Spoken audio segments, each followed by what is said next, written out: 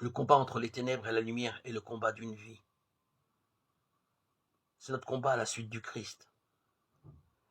Il est permanent et très exigeant. Un être de lumière est un être qui pardonne et sait demander pardon.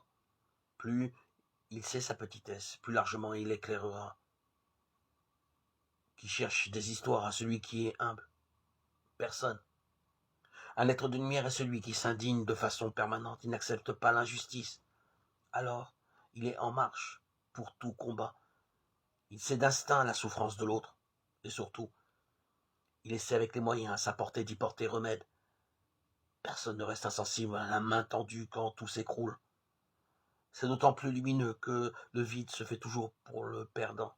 Le Christ était l'homme de tous les perdants qu'il rencontrait. C'était sa boussole instinctive. Il nous appelle sans cesse à avoir la même boussole. Un être de lumière partagera son temps, sa présence, sa fraternité, sa compassion, ses biens.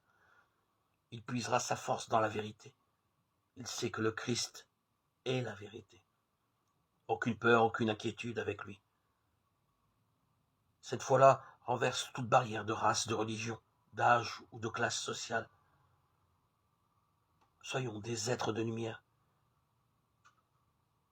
Au cœur des ténèbres les plus fortes, une lumière, une seule, est perçue plus que 1000 autres.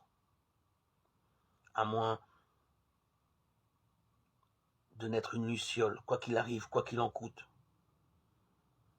Nous ne pouvons apporter la lumière,